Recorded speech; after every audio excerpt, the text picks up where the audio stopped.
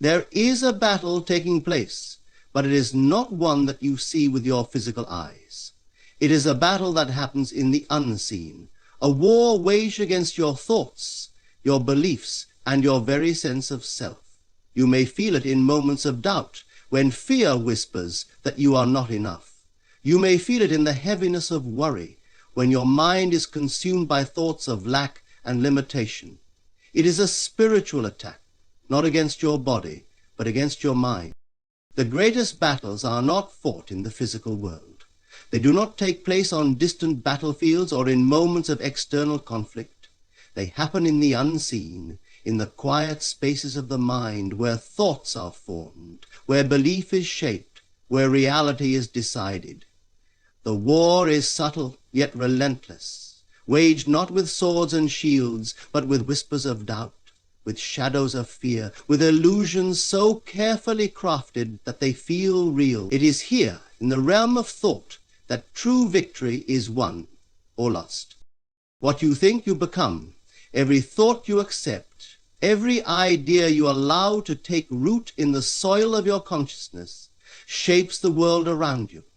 And so if the enemy can gain control of your thoughts, he can gain control of your life.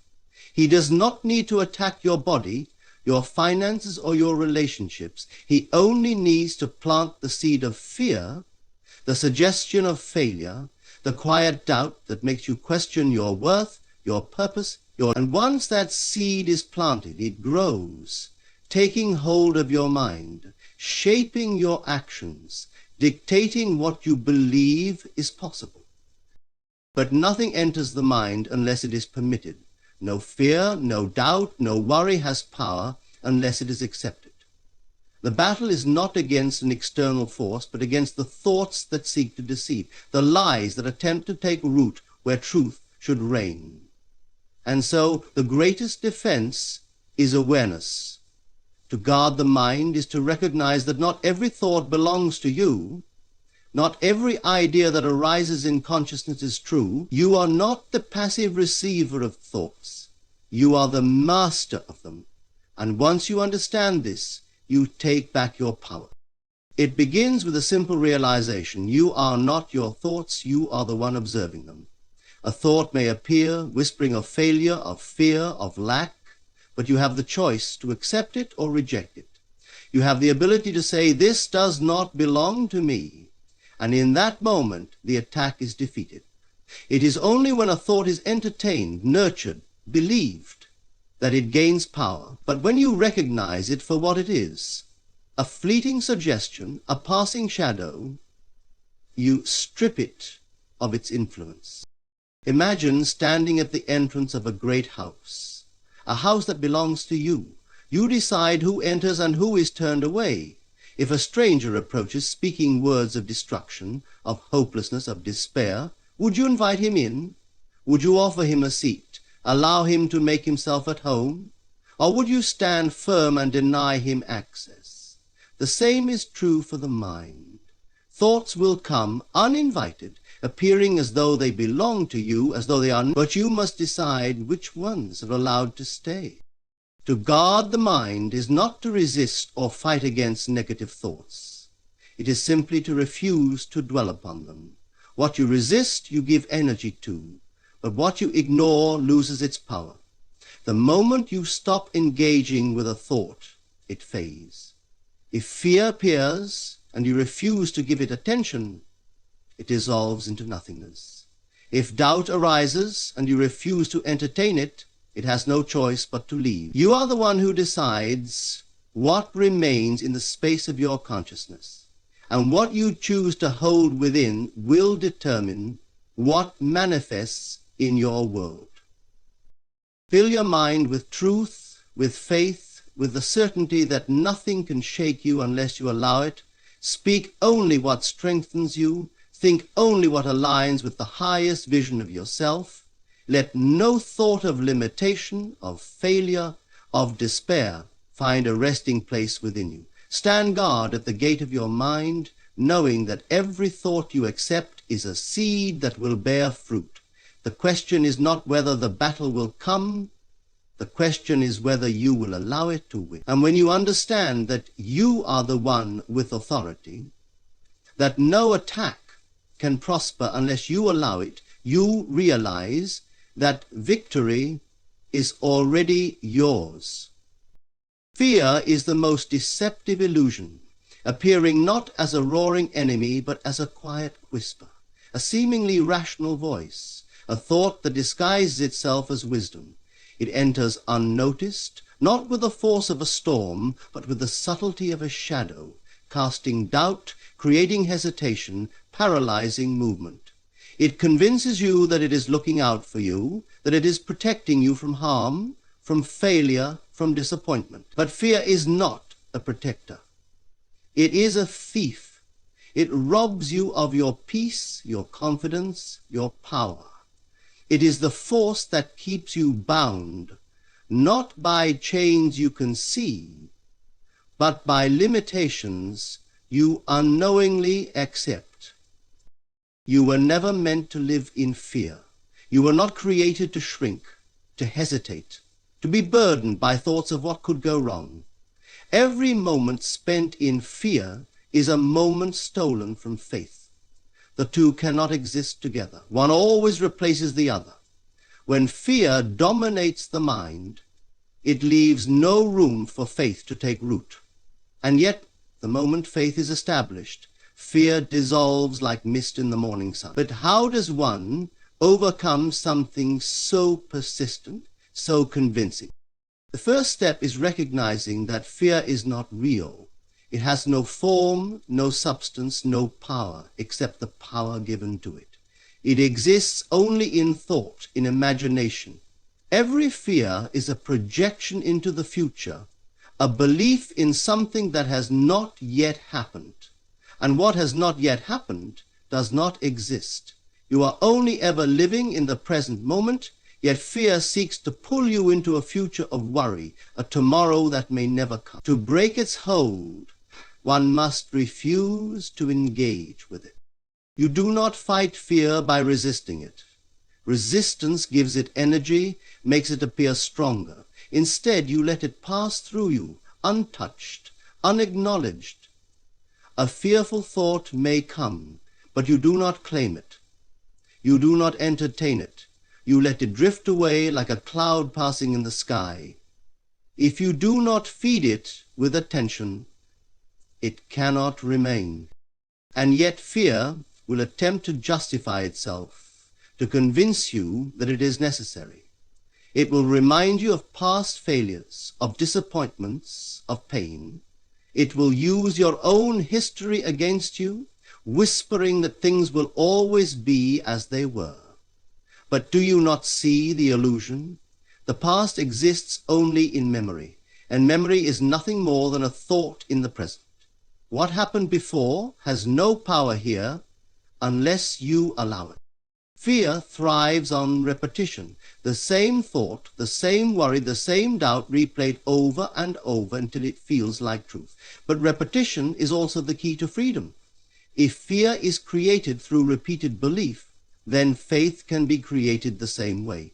Every time fear whispers its deception, you answer with truth. Every time it says you will fail, you declare that success is inevitable. Every time it says you are weak, you affirm your strength. This is not mere positive thinking. This is the reprogramming of the mind, the deliberate shifting of consciousness from limitation to possibility. Nothing in your world is fixed. Nothing is beyond transformation.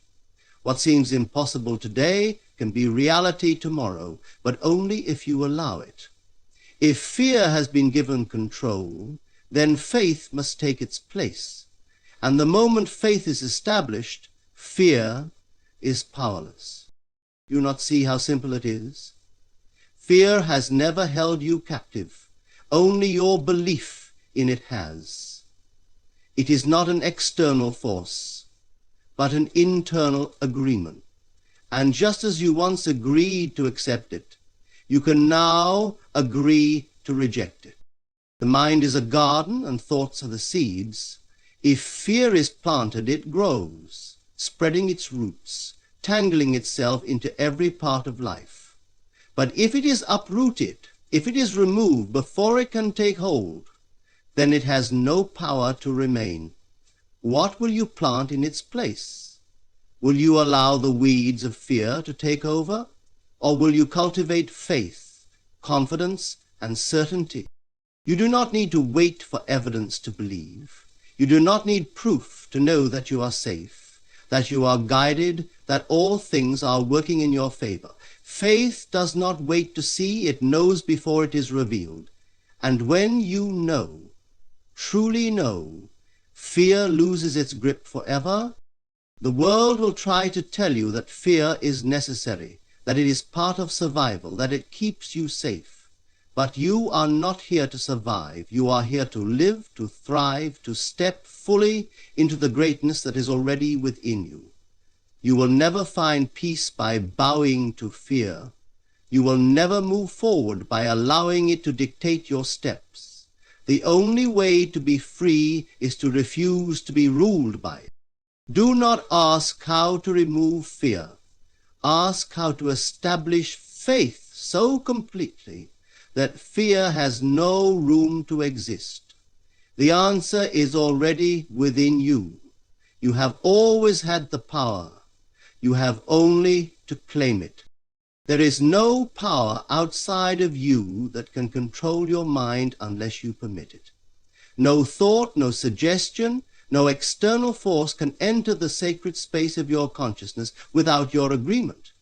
And yet so many live as if they are prisoners to their own thoughts, as if the doubts, the fears, the anxieties that arise within them have power over them.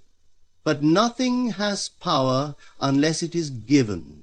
You are not a victim of your thoughts.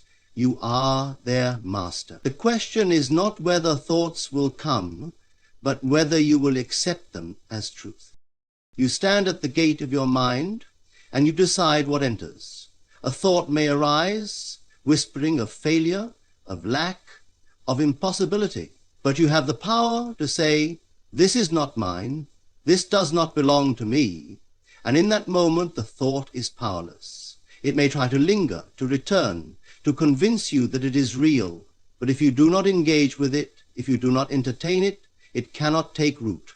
It is only the thoughts that are nurtured, that are repeated, that are believed, which manifest into experience. Most live unaware of this truth.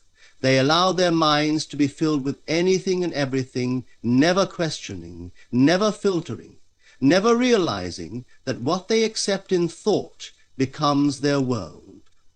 They listen to the voices of fear, of doubt, of limitation, as if those voices are their own. But the voice of fear is not yours. The voice that says you cannot, that you are not enough, that you will fail. This is not your voice. It is an illusion, a deception, designed to keep you small.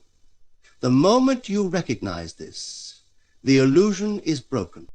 But awareness is not enough. You must act upon it. You must choose deliberately what you will believe.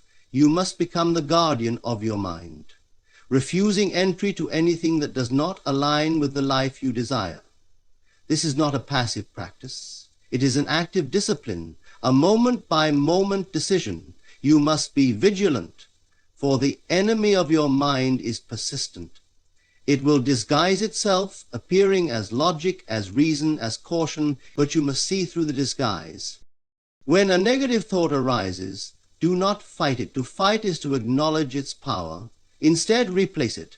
Fill your mind so completely with truth, with faith, with certainty, that there is no space for doubt to exist. If you say, I am strong, there is no room for weakness. If you say, I am capable, there is no room for limitation. If you say, all things are working in my favor, you do not need to push out the darkness. You only need to turn on the light. This is the key to victory. Not resistance, but replacement. Not struggle, but surrender to truth, to faith, to the absolute knowing that nothing outside of you has power unless you allow it. You are not at the mercy of your circumstances. You are not bound by what has happened before. Every moment is a new creation, a new opportunity to choose differently, to believe differently, to become different. And as you choose, so shall it be. You must stand firm, unwavering, unshaken. The world may try to convince you otherwise. It may present evidence, may show you facts, may give you reason after reason why you should be afraid, why you should accept limitation. But facts are not truth. Circumstances are not permanent. Reality is not fixed. What is seen is only a reflection of what has been believed, and what has been believed can be changed. The moment you shift your belief, the world must shift to match it. It does not matter what has come before. It does not matter how long you have struggled, how deeply you have feared, how real the illusion has seemed. The only moment that matters is this one, and in this moment you have the power to decide. Will you continue to be ruled by thoughts that do not serve you, or will you rise, take your rightful place, and command your mind as the master it was always meant to be? There is no battle outside of you. There is only the choice within you, and the choice is always yours. The mind is the battlefield, the place where all things are won or lost before they ever appear in the world. What you accept as true in your consciousness will become your experience. Every thought, every assumption, every belief is a seed planted in the unseen, waiting to take root and manifest. You do not need to struggle against circumstances, nor do you need to fight against what appears to be. Your only task is to assume the truth of what you desire, to persist in that assumption until it hardens into fact. Doubt will try to enter. It will come in the quiet moments, when nothing seems to be changing, when appearances contradict your inner knowing. It will whisper, what if this is not true? What if things remain the same? What if you are wrong? But you must recognize these voices for what they are. Shadows of an old self, echoes of a past belief that no longer serves you. You do not need to engage with them. You do not need to answer them. You need only stand firm in the new assumption, in the certainty that what is imagined is as real as what is seen. The world is but a mirror, reflecting back to you what you believe to be true. It has no power of its own, no ability to act outside of what you have accepted in consciousness.